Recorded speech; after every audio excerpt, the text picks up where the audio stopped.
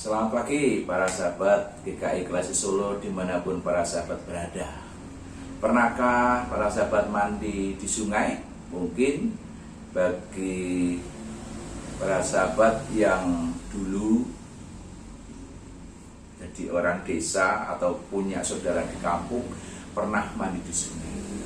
Saya sebagai orang desa itu juga kebetulan rumah saya dekat bersebelahan dengan sebuah sungai kecil, dan pada waktu kecil saya sering bermain di sungai itu, sering mandi bersama-sama dengan teman-teman saya. Dan apa yang kami lakukan pada masa itu, kami sering berlomba untuk bisa menyelam paling lama. Siapa yang bisa menyelam paling lama di dalam air? Nah, kami melakukan itu beberapa kali, dan sempat suatu ketika kami berlomba, ada salah satu teman masa kecil yang usil. Ketika sedang menyelam, sudah dikira-kira nggak tahan mau naik, ditahan. Badannya ditahan, nggak boleh keluar dari dalam air. Nah, tentunya Bapak Ibu bisa membayangkan betapa sesaknya dalam hati ini, di dalam dada ini, ketika sulit untuk bernapas. Sudah waktunya mau ambil napas tetapi tidak bisa karena ada di dalam air. Dan akhirnya apa yang terjadi? Megap-megap dan minum air sungai. Ya bersyukur air sungai walaupun kotor-kotor dikit tapi tidak terlalu berbahaya bagi kesehatan saya pada masa itu. Dan buktinya sampai sekarang saya masih bernapas dan masih sehat hingga sekarang ini.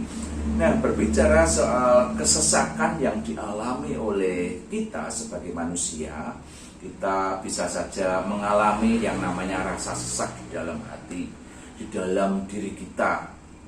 Misalkan ketika kita kehilangan orang yang kita sayangi secara mendadak. Pengalaman saya pernah mengalami kehilangan ibu saya yang begitu mendadak, itu juga membuat saya begitu sesak di dalam hati ini, sulit untuk bernafas, mengalami kehilangan yang luar biasa. Atau juga ketika kita mengalami kehilangan harta benda secara mendadak pula, misalnya tidak sengaja dilalah barang yang ada di kendaraan, di mobil atau di motor, tiba-tiba di tempat ramai diambil orang, dibawa lari, sementara barang itu adalah barang yang penting. Atau ketika kita kehilangan misalkan laptop, sementara di dalam laptop itu ada data-data yang sangat penting yang sulit untuk bisa didapatkan kembali. Tentu orang akan mengalami kesulitan itu, akan mengalami kesesakan itu. Nah, begitu juga di dalam kehidupan iman kita. Ketika kita menyadari akan keberdosaan kita, ketika kita menyadari bahwa kita itu telah berperilaku yang menyimpang dari kehendak Tuhan, kita telah melanggar perintah-perintah Tuhan, kita juga bisa mengalami rasa sesak di dalam hati ini.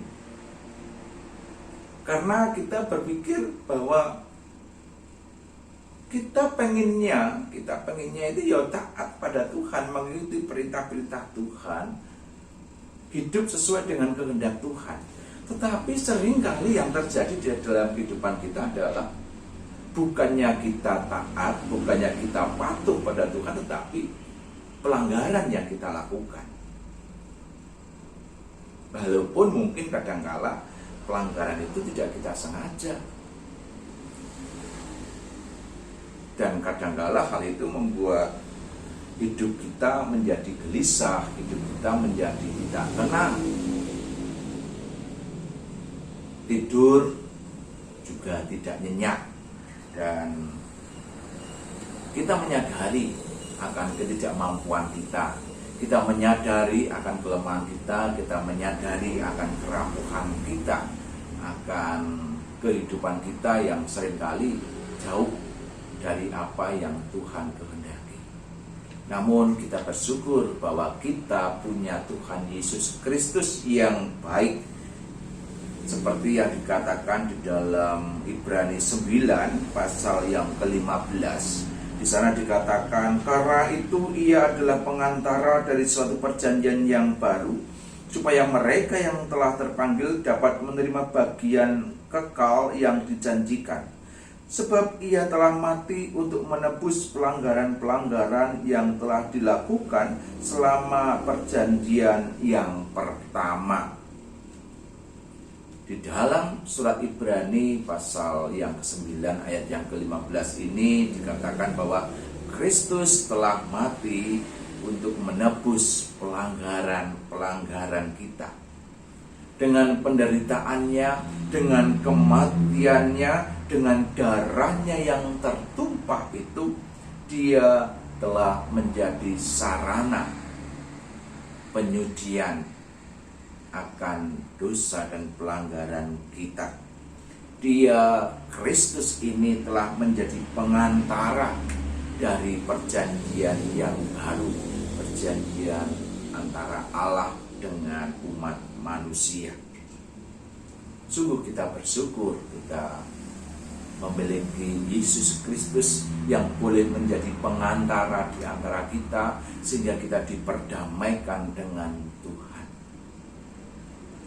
Namun jadi pertanyaan selanjutnya, apakah kemudian hidup kita karena kita merasa punya Yesus Kristus yang baik, yang murah hati, yang memiliki anugerah untuk menebus pelanggaran-pelanggaran kita, apakah kemudian hidup kita dipenuhi dengan hidup yang sembrono, hidup yang dengan sengaja untuk melanggar dan tidak taat kepada Allah?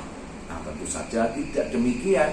Ketika kita memiliki Kristus yang begitu luar biasa anugerahnya, tidak kemudian atau tidak serta-merta kita hidupnya sembrono. Kita tetap harus berjuang, kita tetap harus menjaga kehidupan kita ini untuk tetap kudus, untuk tetap taat di hadapan Tuhan.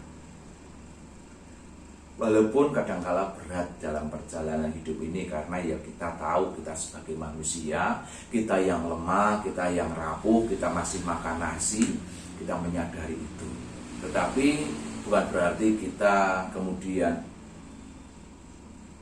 dengan seenaknya saja dengan hidup kita.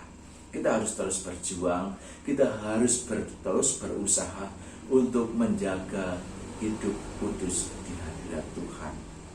Pelan tapi pasti kita akan terus menuju kepada kekudusan Tuhan. Nah, bagaimana kalau kemudian tanpa kita sadari kita jatuh lagi dalam pelanggaran-pelanggaran kita, dalam dosa-dosa kita? Ya tentunya kita dengan sadar diri kita kembali menghadap pada Tuhan, kita mohon pengampunan Tuhan, dan kita juga mohon kekuatan dari Tuhan, kita mohon pertolongan dari Tuhan agar kita dimampukan untuk hidup seturut dengan kehendak Tuhan, agar kita dimampukan untuk hidup taat atas perintah-perintah Tuhan.